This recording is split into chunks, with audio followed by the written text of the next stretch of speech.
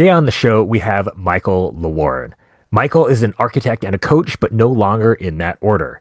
After almost 30 years in practice, he stepped away to focus on how better leadership can advance the profession. Understanding architectural practice from the inside out, Michael founded Unmeasured in 2019 to run workshops and coach architects at all levels to become better leaders so that they can be more productive, innovative, and less stressed. He believes better leadership is the key to better practices. Practices with good leadership work more efficiently and effectively, have more engaged and happier staff, and are more agile and adaptable. You can measure KPIs, profit and loss, and social engagement, but you cannot measure leadership. Fun fact, his New South Wales Architects registration is 10007, and he has a license to skill. Welcome, listeners, to another episode of Origins, A Creative Journey. Today, we are lucky to have Michael LeWarren on the show. Welcome to Origins, Michael. Thanks, Rick, and thanks, Chris. Great to have you, my friend. Could you please tell us about your origin story? Tell us about the creative journey that got you to where you are. I think it has to go back to my childhood, kind of obviously, perhaps. And I think the really remarkable thing in a way of my childhood was that both my parents were teachers. And so that meant that I had them at home every school holidays, which now having child is kind of like a luxury. But the other thing was that they both had creative practices themselves. Even though they were science teachers, they loved doing crafty things. So my mum spun wool and weaved and did other bits and pieces. And my dad was a potter. And so we used to do that with them to a point, more potting than weaving or spinning, because I wasn't great at that. Mum would dye wool and all those sorts of things. But we had like a giant brick kiln in our backyard. And so school holidays might be like firing the pots, which was pretty cool because that would go all day and it would be like this big monster in the backyard breathing fire and stuff. And Dad was kind of like, they were both curious about things. So we did batik and paper making and things like that. And I'm an introvert as well. And so often in holidays, I would just love like making models. Like I really got into balsa models, balsa planes, things like that. And my aunt was into oil painting. And so she taught me how to do that. So I would always, like I was quite happy entertaining myself with construction models and things like that. And so like I was always a fairly kind of creative maker as a kid, but I was also quite good at maths. And unbeknownst to me, my grandfather had been an architect. But never practiced, well, only practiced for a very short period of time. And so my mum was kind of familiar with that. And quite early on, maybe when I was 14 or 15, she said, I think architecture might be a good pursuit for you. And it seemed like, always felt like a good fit. And so it didn't actually take much decision for me in terms of what I wanted to study. There was always this kind of thought in the back of my mind that maybe aeronautical engineering would be cool, but the marks are actually higher for that. So architecture was always my first choice. And so I couldn't really say that aeronautical engineering was ever a fallback position. It wasn't really ever an issue because I got into architecture at uni and I loved it. I loved it from the first day. I loved doing the drawing. I loved doing the kind of creative, the design, and even kind of the more technical bits of it I quite enjoyed until, I don't know, later on down the track.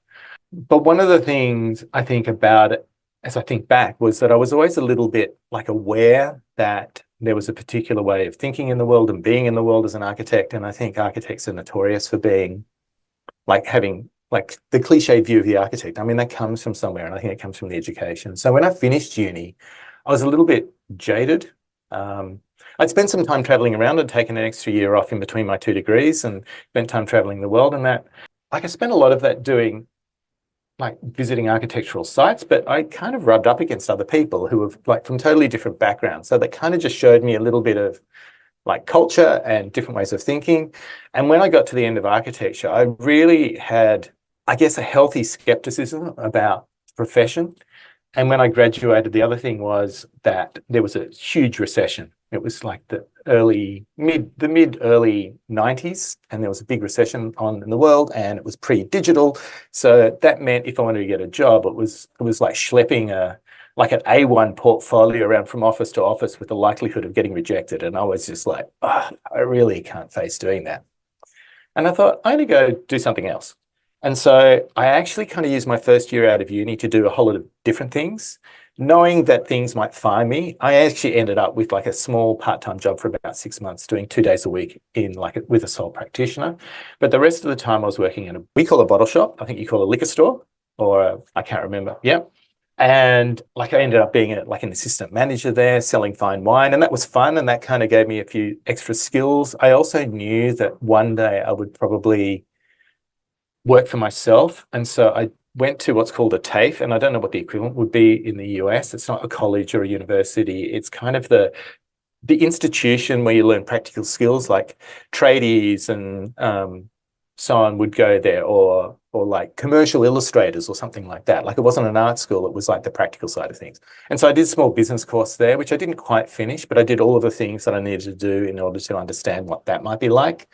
I did like a jewelry course. And in the course of all of that stuff, I also kind of had some friends who were also artists, and they were working in an art shop, and they introduced me to a whole bunch of other artists who had a studio, and I started making lights and doing architectural models and like actually doing practical stuff. And so I took a space in that studio, and that was hugely influential about the way I suddenly saw the world, because like artists just think totally different to architects, and they make stuff that's really beautiful but really roughly made, and it really confounded me, because it was just like this is one guy, Simon, and I went up to him one day and I was like, oh, like I was an asshole, like I was an arrogant architectural graduate. I wasn't saying I was an asshole, I was just a little bit arrogant, and I thought I thought I knew how things should be in the world, and how things should be made perfectly and prissily and like neat and like really crafted and honed. And he was making this really beautiful sculpture, but quite roughly.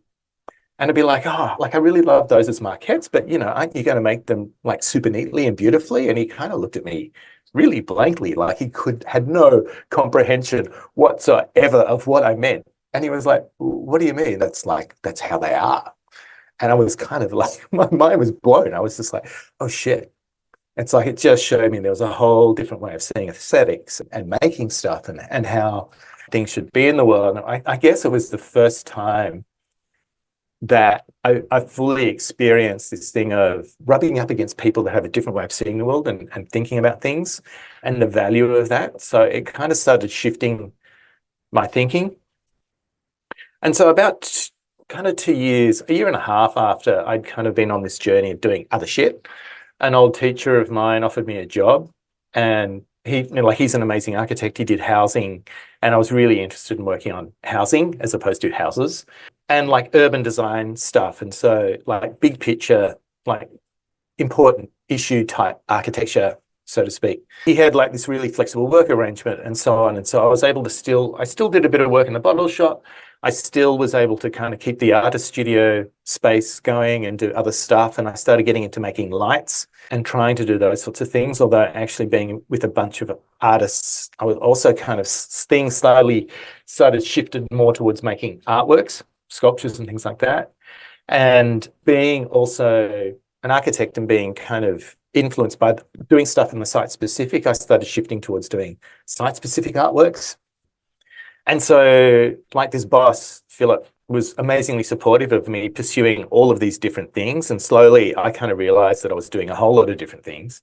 And part of me was like loving that, but also recognizing that I was, you know, kind of stretching myself a little bit so that I wasn't doing one thing perfectly. And in a way that was a hiding place, I kind of see later on. But I just loved doing different things. I used to say I just got bored easily. And I think that was kind of true, but it was also a bit flippant and probably not true. It was sort of like, it was a convenient way of excusing myself from not doing one thing really well. Anyway, so I was doing that. I was thinking about lights, thinking about how do I make things better? And I decided that I would go and study industrial design as a master's. And it was like a kind of an industrial design degree. It was done as a graduate. And for people that didn't have it, like it wasn't a full industrial design degree, but it was coursework. And so that kind of showed me a whole other side of things, like a commercial side of way of making things. And I kind of quickly realized that wasn't any easier than architecture. So like it taught me some skills, but I decided, nah, industrial design isn't for me either. So I kept on doing that stuff. And eventually, after about 9 years in this practice, I realized that like Philip was super generous. I learned so much from him. And like it was a really beautiful office. The people that work there are amazing. But I realized that the learning curve was really starting to flatten off. And I was getting a bit tired of practice again. I think there is a point of me getting restless as well. Like it has repeated of this kind of what else is there? What else can I do? Which is almost a 10-year cycle. And I kind of got to that point and I thought, I'm going to try being a public artist.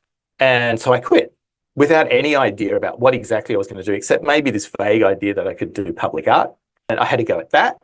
And that was even harder than architecture and was sending me more bananas with some of the briefs you would get from councils or from clients. And you just think, oh, it's so prescriptive. It's just really not giving any agency to the artist to create something. Anyway, at that point, like that was going okay, but it wasn't feeding me or anything like that. And I got offered like a large apartment building from an ex-client of mine that I worked with at the old architectural practice. And so I set up an architectural practice there and with a friend, and he was supportive of me keeping the public art stuff going. So we established an architectural practice that did both architecture and site-specific art, which was either for public shows or for developments. And like I was in this big show that we have in Sydney called Sculpture by the Sea, which happens every October, where there's this, I think it's about a 2 kilometre walk, and there's over 100 like sculptures along this walk, along the seaside cliffs from Bondi to Tamarama. It's like Bondi, I'm sure you all know. The other one is like a couple of beaches around, and it's really beautiful. It's fantastic, and it's so well attended, like ridiculously. It's just packed, and so it's really special to be involved in that. So I did that for 4 years, and so I had this architectural practice where I was able to support these two things. But I guess about 10 years in, funnily enough, I started questioning practice and really finding that I was getting tired of architecture and the pain of all of the administrative stuff and the jumping through the hoops and things that you had to do in order to get buildings built was really painful. And we were a small practice, but working on large projects, and we're starting to find that it was getting harder and harder to compete on the sorts of practices, again, on the sorts of projects that we wanted against practices that were larger and had a better economy of scale. And we were just being priced out of those sorts of projects. And so I started looking for other things. Like, it's like trying to get outside my bubble, outside the silo. And that taught me to the Alt MBA where I met Rick. And that was a deliberate attempt to kind of go, okay, I need to get outside of architecture and start to rub up against people again who have an entirely different way of seeing the world, an entirely different education and, brainwashing. Like uni, in a way, brainwashes you, or at least teaches you a particular way of thinking about things. And even just practice, like working in a profession, there's a very particular methodology or way of seeing the world. And so I didn't really have any idea about what the Alt MBA would be about, other than I would meet a whole lot of people from around the world who thought entirely differently to me. And when I did it, it was a bit ridiculous because there was no Australian cohort. So I was doing it in the middle of the night, and I was getting up at 4 a.m. to do stuff and doing an all-nighter for the Sunday all-day thing. So it was ridiculous. I was totally exhausted at the end, but it blew my mind. And it took me on this new journey that I'm on now, where I kind of was like, oh, you know what? Architecture sucks as a practice, but architects are amazing, and architects need help doing some of these things on leadership and on all of the human skills that the Alt MBA teaches you. And so I actually look at that, and what I also recognized in that was that I was always splitting my attention, and that I needed to actually give full focus to one thing to try and do it well and to try and make it succeed. And so that's where I am at now, but I still see this as part of my creative practice because I'm still designing courses and trying to think through, like, make mistakes and put myself out there and do all that shit. So I've probably skipped some things, but that's kind of brought me to where I am now. I know I did kind of skip through some stuff really fast, but in the interest of brevity, I'll leave it there for the moment. But feel free to help me fill out bits that might be curious or might have glossed over. This made me so happy because, okay, it's Chris. He's got to tell stories. When you were coming on the show, I was telling Rick, when I was a little kid, I remember being in elementary school and we had to lay out my bedroom and I drew it all up. And my dad goes, maybe you should be an architect. And my family kept introducing me to things and I was doing things. And I finally got to high school and we had an architecture course and I couldn't wait. Like my whole life, this is what I wanted to do. And my teacher sat me down. She goes, you're never going to make it in this career because what you were saying, like I was sloppy. Like it's all about this preciseness. And I just was like, oh, this is not for me. But it's funny, when you were coming on the show, I was like, oh, I wanted to be an architect. And I couldn't remember why I stopped that dream. But you hit it. It was this whole, it's totally different mentality state. So thank you. But what I find interesting in your story is that it's like these 10 years blocks of yours of all this play here, play there, play here, like absorb stuff. And just osmosis on building Michael to be Michael by breaking the mode. And you even said out of the bubble, like you get in this bubble and you just want to break the bubble. So when you're in this bubble and you're like, everything's great, and then does the bubble start to like unravel quickly, or is it like a real bubble that it's, oh God, I got to get out of here. I got to find the next thing. And how do you deal with that? Because I live that world. Yeah, I mean, it's an interesting question because I have thought about this, not for the podcast, but it's occurred to me in the past, and it's like, what's going on there? And I think it starts as this nagging feeling that you don't know what it is, that I guess it's like this, you're not feeling quite as satisfied by something as you were when you first started. And I think it's this feeling of, oh, there's got to be more, or I'm not entirely happy, or I think sometimes it's like dissatisfaction.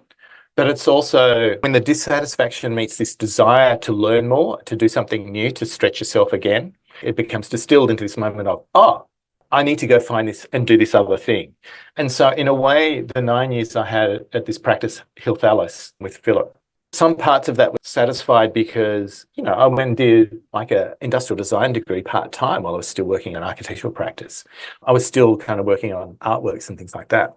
And so maybe the 10 years is stretched out because, you know, some people might have a 7-year itch. I mean, maybe I have a 10-year itch because I can kind of satisfy some of my needs by combining a whole lot of things.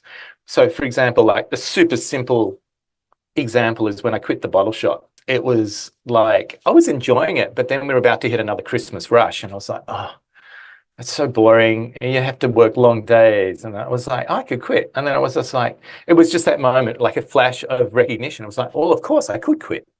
I mean, I quit, but then I worked part-time because it was fun and it was good to have the extra cash. But I think there was a point with the architectural practice where I probably had a year of feeling slightly dissatisfied, and I literally quit at the end of the year. It was literally going into what is our summer holidays before Christmas.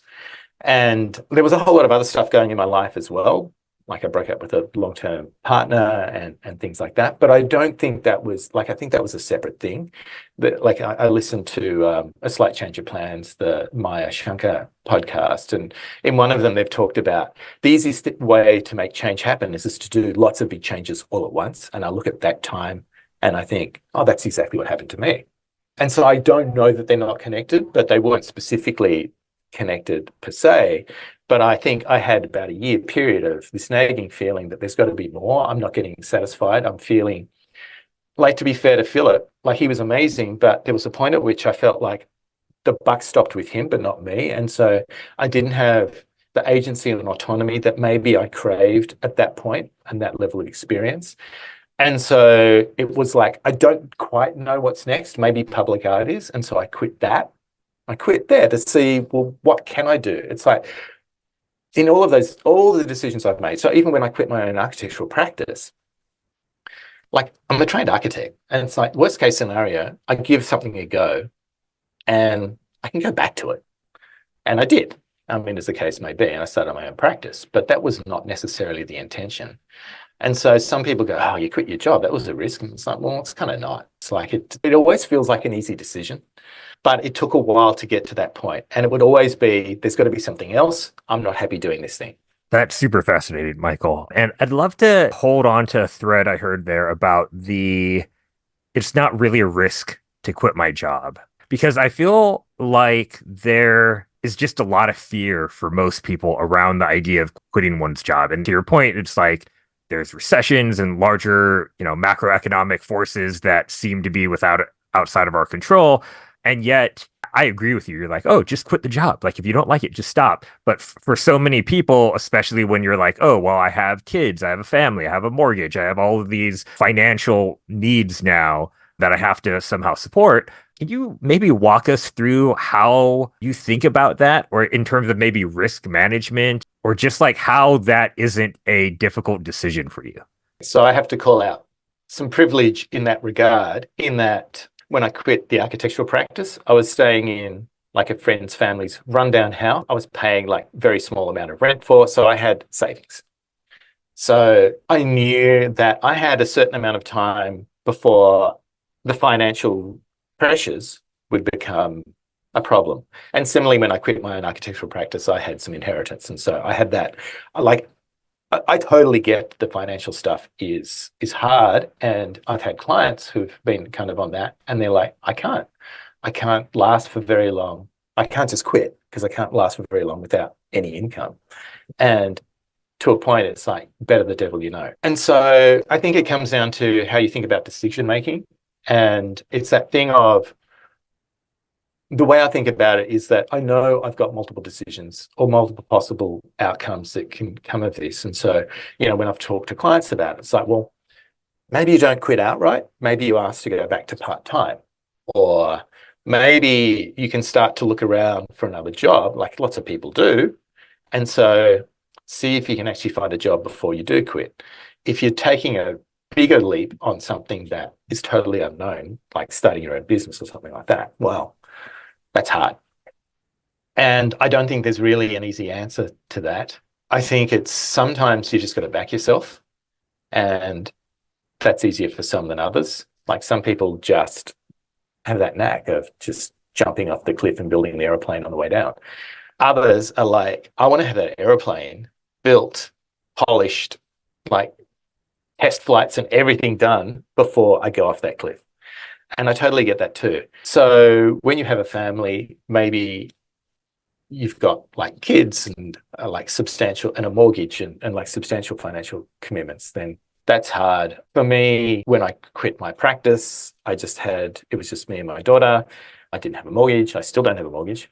But in fact, part of the reason for not having a mortgage is that I have all my life, like everyone thinks they want to own their own home, particularly in Australia. I think it's the same in the US. Well, but I always saw that as an impediment to having a slight freedom to what I do, because if I don't have a mortgage, I can take a few more risks in terms of the financial burden's not great.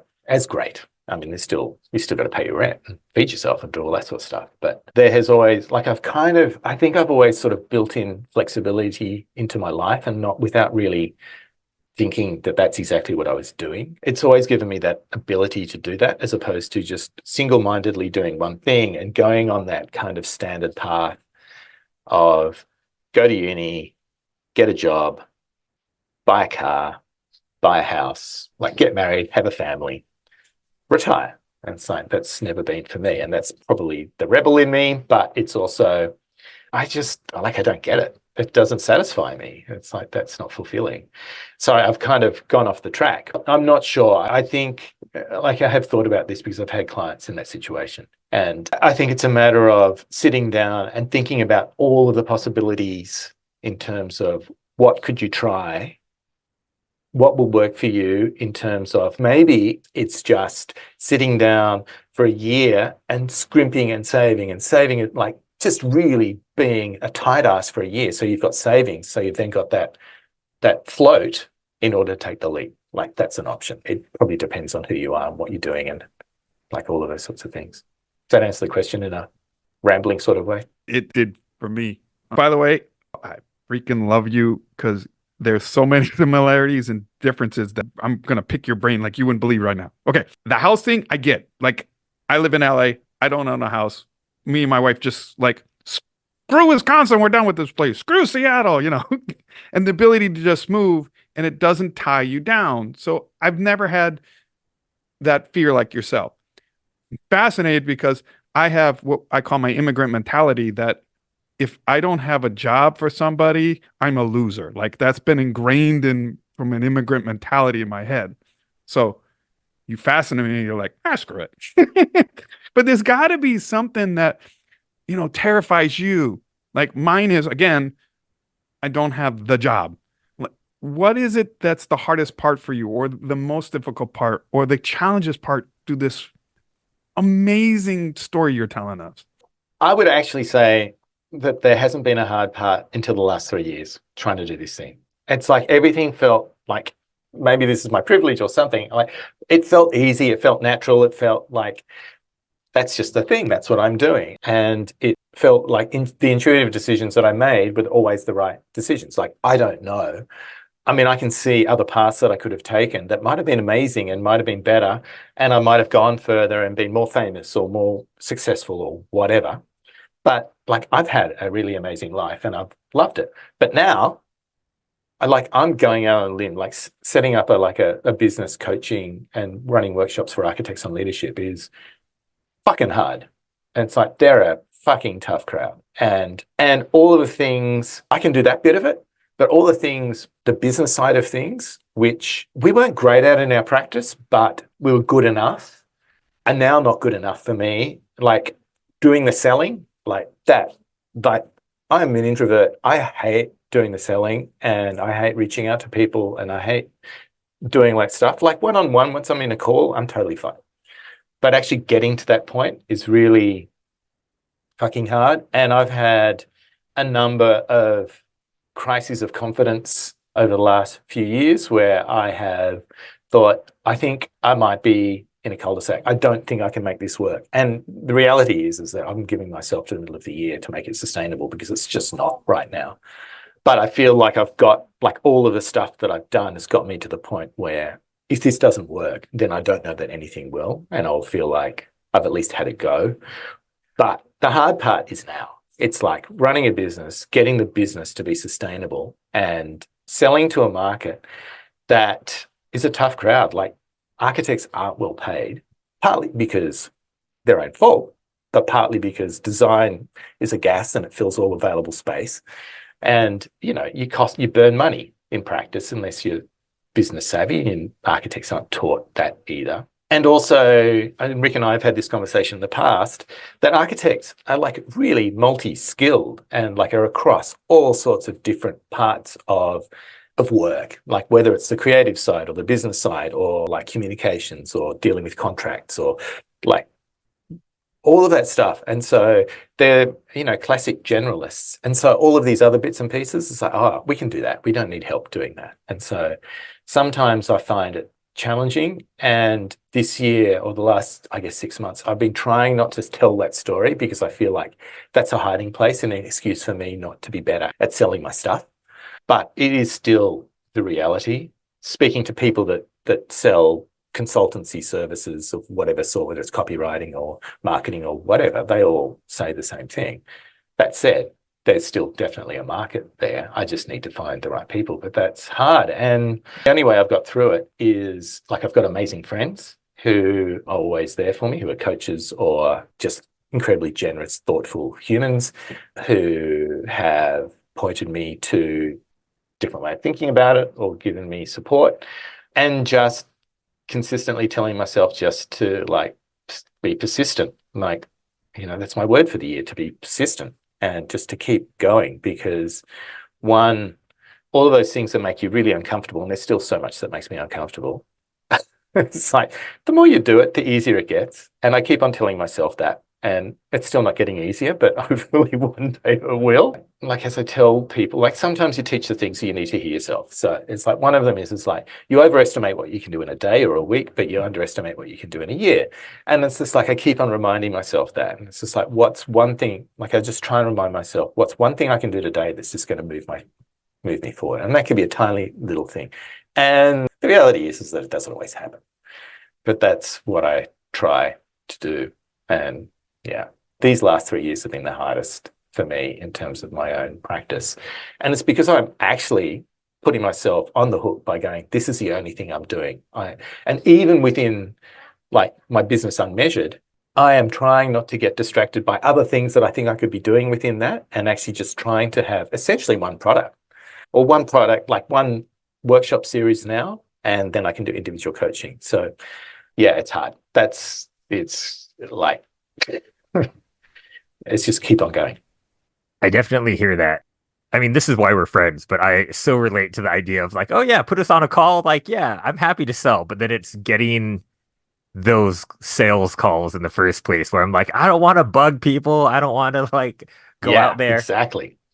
And thank you so much for sharing the tough parts and being so real with us in terms of how tough that can be.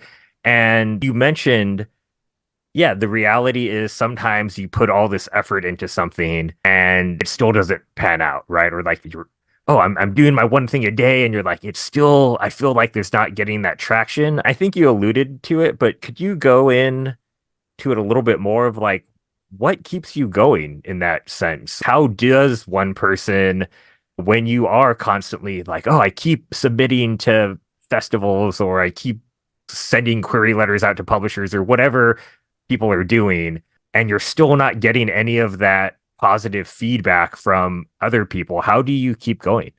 The thing is that it's not entirely silent.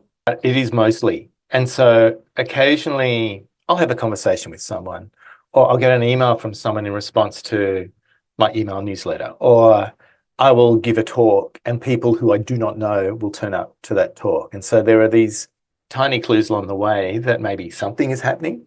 And, I'm like keep my fingers crossed that it's like it'll all happen all at once and it'll feel like an overnight success, even though it's been years in the making. I think like the hard part, sometimes you just actually have to walk away from it for a little bit to get a little bit of perspective and just accept that, okay, maybe I just take the day off and maybe that's okay.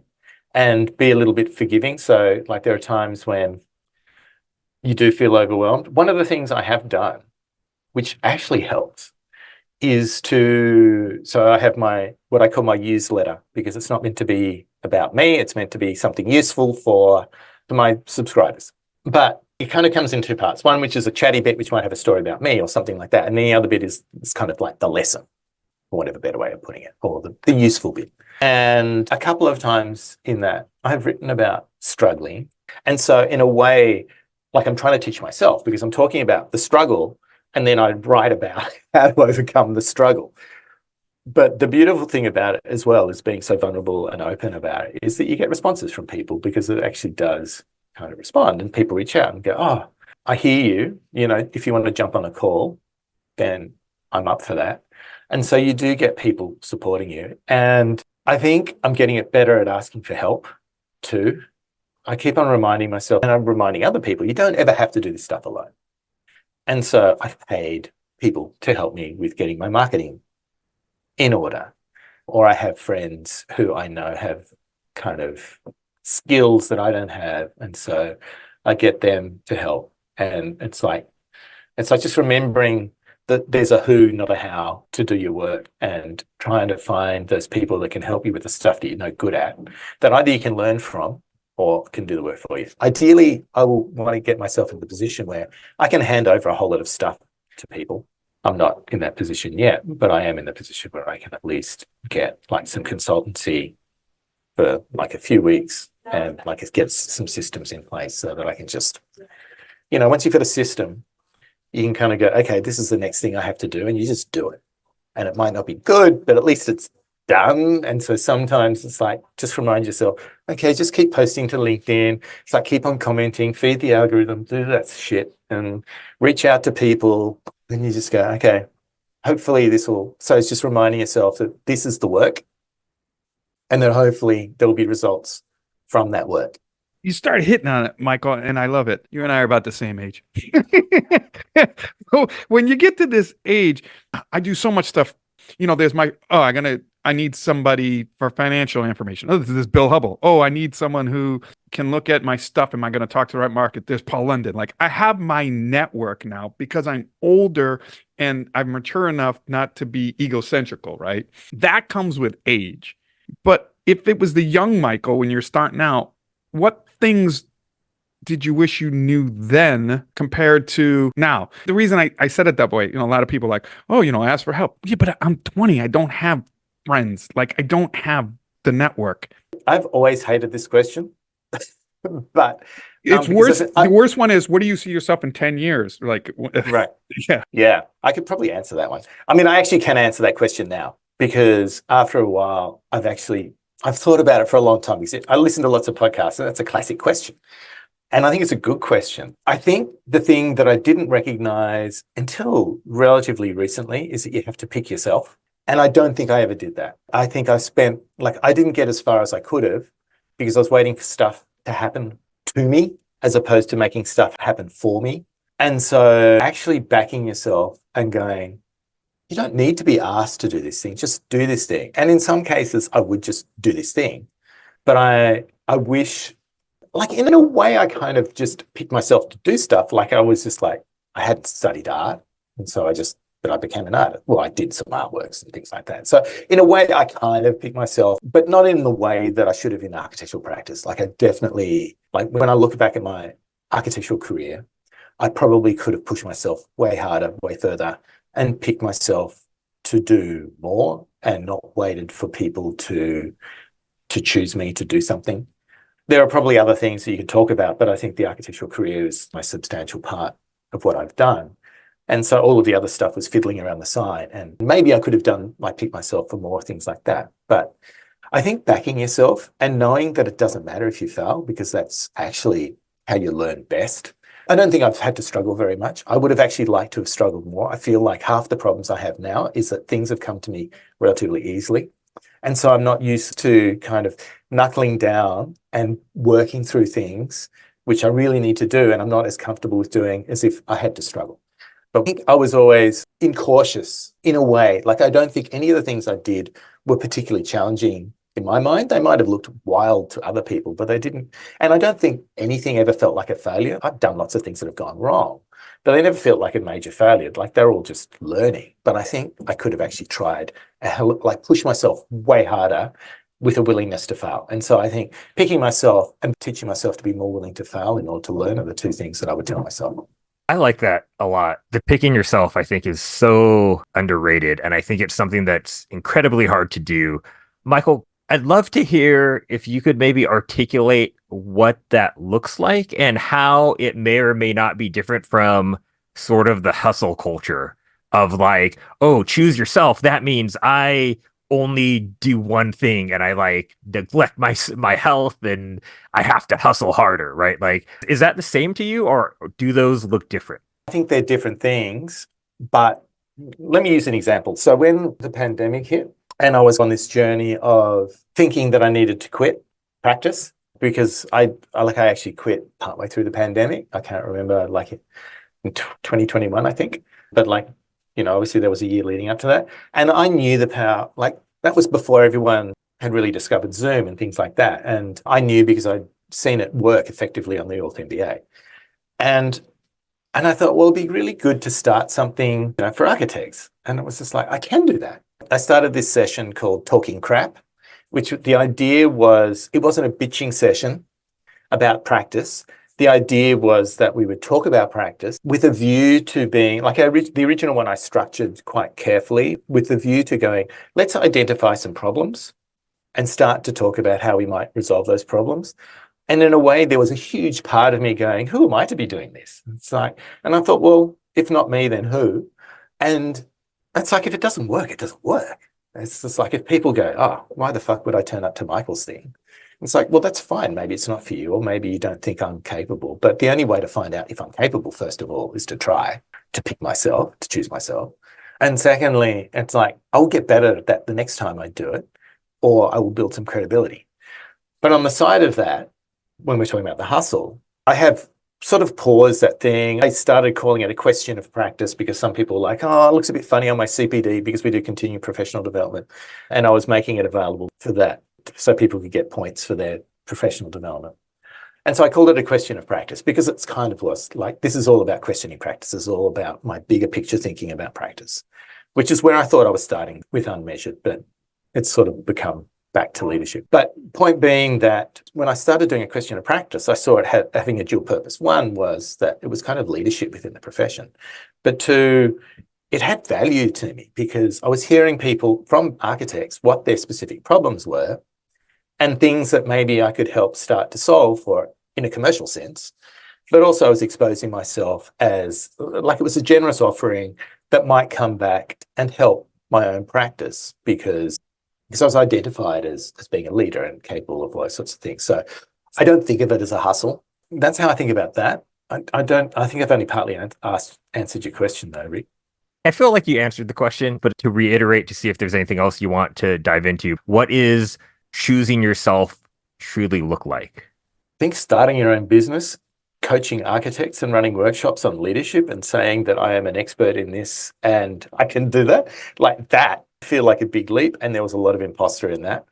And so, yeah, that's what it looks like. It's like starting a business where I don't have any formal training in, like I've got on the job training and the kind of slight formality of stuff that happened in the LTMBA.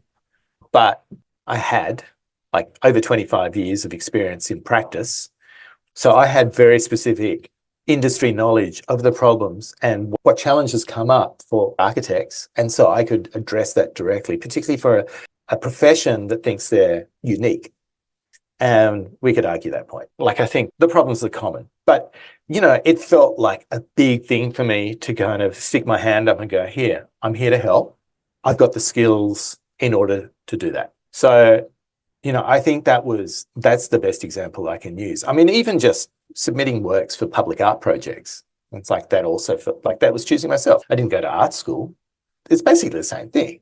It's like I've done plenty of artworks in galleries and things with these friends that were in the art studio.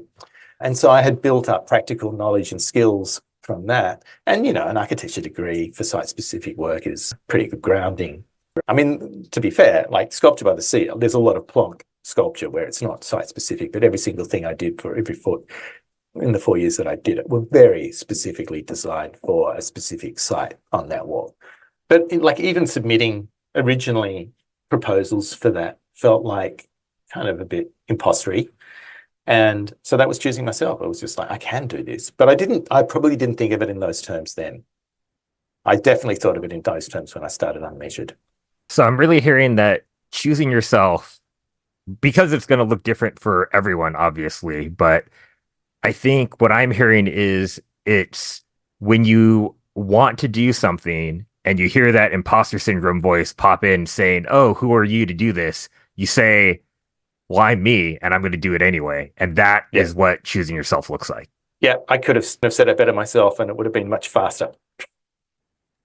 No, not at all. I love all of the practical examples. I think is really helpful to catalyze that, at least for me, to see like, oh yeah, that's what it could look like. And it's going to look different for me as opposed to you. But I think that nature of deciding to do something anyway without maybe permission or without quote unquote the right, air quote credentials or anything, and still just going for it. I think that's what every creative needs to be doing in order to make any sort of dent in the fabric of culture or the world.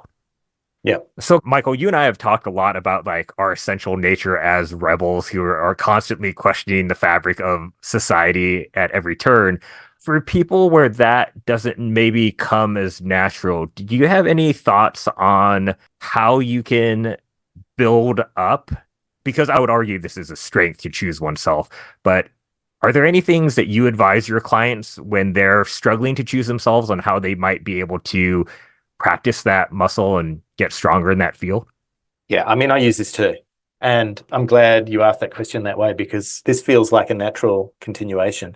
And so I think Tim Ferriss's fear setting exercise is amazing for that. Like I've used it lots and I probably could use it more. And I mean, the basic idea is there are 3 columns and you identify the fears or the things that you can go wrong. The next column, I can't remember what the columns are called off the top of my head, but the next column is like all of the things that you can do that can circumvent that thing from happening in the first place. And then the last column is, okay, that thing still happened. For all of your best efforts, what do you do when that thing still happened? And that's amazing. And what I always recommend people do is actually on those last 2 columns is put as many things as they possibly can think. And even when they think they've run out of ideas, just to keep going and like really use as an excellent things. All the best ideas come at the end. It's like it's a scientific fact. It's actually there's been a study that's just like when you're brainstorming, all the best ideas are always at the end. So you can't stop at the beginning. You can't, like, if you think you can only come up with 10, then go for 20 because number 20 is going to be mind blowing. And I think the beautiful thing about that exercise is that, as Tim says, like once you put all that stuff on the page or on the screen, the fears that you think you had are nowhere near as great. And so the fear is always greater in the mind than it is in reality. I think the other amazing thing about that exercise is that it never fails for me to throw up really amazing ideas for things to try and do, and to actually, like, things that you hadn't even thought of to make the business better, or the concept of whatever it is. It's like, if it's an interview or something, it might be like, I could ask these questions, or whatever it is. It's like, it never fails to throw up stuff that makes stuff better. And there's a whole other section to that about, like, a question about, like, if you don't do this, or what's the value you're going to get out of doing this? It's like, so giving you motivation on the other side. And so I find that, like, the best exercise for when you're about to do before you jump off that cliff or step out onto the ice skating rink, never having skated before, whatever it is. And it doesn't always alleviate the fears entirely, but it makes a massive difference for when you want to choose yourself, because it can help you identify the ways in which you can choose yourself that just feel a little bit more manageable and easier. I want to get a t-shirt now that says choose yourself. That's just a great phrase. And if I'm hearing right, Michael, so it's challenging the fear that's stopping you from doing something is kind of the exercise you're taking to ensure that you keep choosing yourself. Identifying things to make the fear less substantial, but not only that, it's actually identifying the things that will make it easier to achieve that thing that you're choosing to do yourself, whether it's starting a business, giving a public talk. Like, funnily enough, I did it for a talk that I gave. Like, I was talking about fear setting, and I thought, I'll just do a quick little, like, I didn't really have any fears around the talk, but I thought I'll just do a little exercise just to kind of, as an illustration. And one of the things I put in there was, one of the fears, or one of the things that could go wrong, is that the technology totally fails. And so I put in all of the things that could circumvent that, from having a backup, from having a remote thing, from having multiple devices that could plug in, from actually printing out the whole talk, whatever it is. And sure enough, before that talk, stuff went wrong. And the technology didn't entirely fail, but it did in part. And so it was a perfect example of, these are things you do. And so I was prepared in a way for that failure. And reality is, I may not have been quite as prepared for that failure if I hadn't actually just done it as a sample exercise. And so, it was quite nice. It was quite a practical example of what you do. But I mean, sometimes that exercise might take you days and days. It's like, if it's setting up a business, you might have like a list of 20 things that can either go wrong or you might be afraid of. And then for each of those things, you might have another 10 or 20 things to circumvent them from happening. And then there's a third column. And often I find, by the time I've actually filled out the second column, there's not that much to write in the third column if I've really had a good crack at the second column. But yeah, it should make it easier to pick yourself, because you should have started to address some of the things that you're afraid of so they don't feel scary anymore. The other thing is, you have a plan. It's like, by the time you're filling out that third column, if something goes wrong, you know what you're going to do, because you've already thought about it and you've already written about it. And it's like, well, okay, it went wrong, but this is what you do. And like, there's nothing like having a backup plan. And it's like, you have the backup plan because you've thought about it and you've written it down. I literally feel like I'm back in kindergarten, sitting on that carpet, looking at the teacher going, holy shit, why didn't I think of this before? Like, and it's so simple what you're talking about, Michael, but this is mind-blowing. Again, Neil deGrasse Tyson in my head, mind-blowing to me. And it's literally how you beat the imposter syndrome. And I've never thought of it that way. It's totally stolen, but I mean, Still, baby. Yeah. Quentin Tarantino's the best movie maker in my generation, and all his movies are stolen, and he admits it. That's what a good creative does, is they steal. Yeah. How often do you go back to the list to look at, and how often do you personally, even starting your business, how often do you keep playing with the list, go back to the list? How often do you use this technique to even start your own business? It's like, you make a plan and you put it in the bottom drawer. Often it's the actual exercise that's more important than pulling things out. What I usually do is I might look at it again, but what I will often do is that all of those things that I think are really great ideas, I will pull out and put in a separate document, and then they may be turned into something. And so in a way, I don't need to go back and look at the original fear setting exercise because I've already pulled out the gold that I had from there. The probably harsh reality is there probably have been things that have gone wrong, and I've totally forgotten to go back and gone, what did I say I would do under these circumstances? That said, more often than not, you know, it's like that thing of that study exercise of you write shit down so that it embeds itself. Like you learn more and you retain more by writing stuff down. So in fact, the exercise of doing it helps you retain that stuff. And so you kind of, a lot of the time I don't need to go back to it because I remember what I had proposed. But the reality is that I probably don't go back to it enough sometimes as well. I'm going to steal Chris's usual question, but mentioning the idea of stealing like an artist, which you and I are both very familiar with, what other artists or thought leaders or other people do you feel like are your biggest influences to steal from in the best way?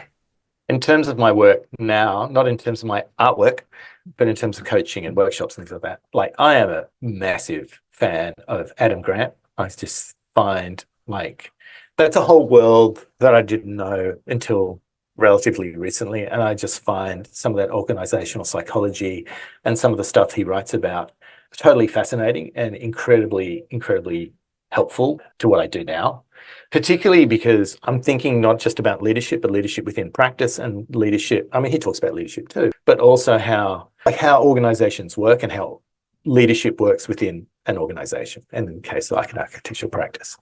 I mean, I love other people like Simon Sinek too. And I find, because I listen to lots of podcasts as well, and I find Radiolab kind of fascinating from an alternative point of view, because I think putting yourself into a position where you're just seeing the world from a different perspective is super valuable. It's that idea of rubbing up against people that have a totally different perspective. And I find Radiolab actually helps me do that. And there's often episodes from that help. I mean, obviously Seth Godin, like it's probably not as much as he used to, but I mean, definitely I still read his blog every day and find that super, super helpful. And I like a lot of it, like the people that influence me are often on podcasts. And I think Maya Shankar, Slight Change of Plans, is super fascinating.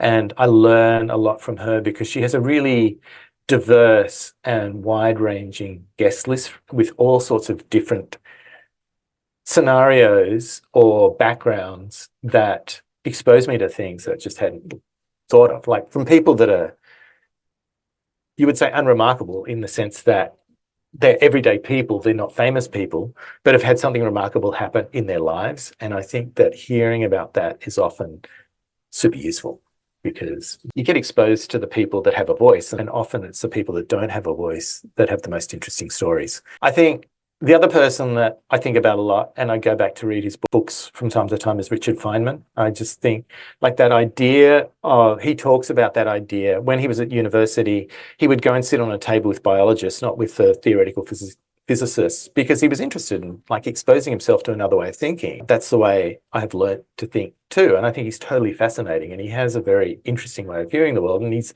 curious. And, you know, curiosity for me is the most important skill you could possibly have, because curiosity feeds empathy and it feeds listening and all of those things, and humility, which are super important traits of leaders. So I think Richard Feynman is one of the most curious people I've ever come across. And I think that the value of exposing yourself to people that embody the skills that you have is like always a nice reminder of what you should be doing more of. There are probably others. You know, actually, to be fair, there's friends of mine. So Mary, Kirsty, and Pete, who Rick know, like they're amazing.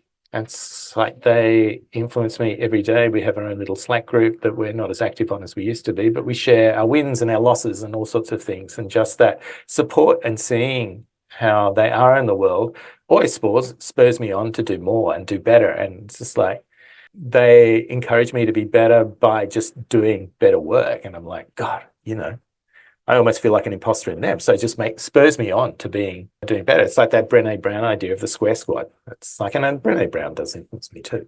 So yes, it's kind of the obvious people probably. Yeah, shout out Kirsty Stark, Mary Freer, and Pete Shepard. Definitely influences in my life as well. Michael, this has been fabulous, but in the sake of time, where can people find out more about you, Unmeasured, your practice? Hey, there, architects out there listening, come talk to Michael because you probably need to. The reality is that the stuff that I talk about is applicable to more than just architects. Sometimes I'll put an architectural frame on it, but sometimes I won't. So, I think most people would probably find it useful. And so my website, Unmeasured, which is written as unmeasured but it has a domain that's RED. So it's UNMEASU.RED. I have a blog there that I publish fortnightly. I also have, as I described before, my newsletter, which comes out every other fortnight. And that is more universal because that's often less framed around architecture. It's just something useful. And you can subscribe on my website there. And I'm not so active I'm on Instagram, but I haven't used it for ages. It's not really my thing. I have gone off Twitter over the last year. They're two big distractions. So I'm mostly just on LinkedIn, and I try and post something like a few times a week on LinkedIn, and I'm just Michael LeWarn. Before we get to the final stuff, I just have to make a note that this has just been a fabulous interview. I absolutely love you, Michael. It was a pleasure Thanks, Chris. talking. You were talking about how, you tried all this stuff and all this stuff, and now you're being exposed to all this other stuff. You brought up the fact that the best people with the most empathy, who are the kindest and smartest people in the world, are the traveled people. And you have just proven that beyond a shadow of a doubt, that exposing yourself to more things just makes you a better empathetic and better human being. So I just wanted to give you a shout out for that. Now, how we love to end the show is we let our guests have the final words of wisdom to pass on to the people. So the floor is yours to talk about whatever you'd like. It's been a pleasure. I want to firstly say thanks, Chris. I really appreciate that. That's very kind. And thanks, Rick, too, for lining this up, because it's been super fun, and it's nice talking about these things. You rarely put it all together in the same way that, I probably have never put it together in the way that I did today. I think there's two ways to go in your career. Let's put it that way. One is to be single-minded and to put all your hard work and to expose yourself to as many things in that narrow field as possible and become exceptional and master one thing. And I have utmost admiration for people that do that, because I think they're amazing. They often do amazing work. The other way to go is to be curious and rub up against all sorts of different things. And I think that way you can join dots that have never been joined before. And I think that's when interesting stuff happens. And I find that, it's just interesting, right? It's just like you do other things, and other things that might not be directly related to what you're specifically doing. But often you can pull, that's the fascinating thing about listening to all sorts of different podcasts. It's like suddenly you can kind of see something, you go, oh, you could use that in this way. And I think some of the most interesting problems have been solved in the world because there's an Australian mathematician, Terry Teo, who won the Fields Medal, and he solved some unsolvable mathematics problem because he came at it from a totally different mathematical discipline than other people have been using to solve it. And I think that's the epitome of being creative and creating new things in the world. And it's like actually putting yourself in the position where you rub up against other people, other ways of thinking, other professions or whatever, because the friction is what makes exciting things happen. So I would say that. I think, I would encourage the latter because that's just the way I'm wired. But the former is also worthwhile. And pick yourself, choose yourself. I think, don't know that there's any more that I can add, really. Hopefully that's enough.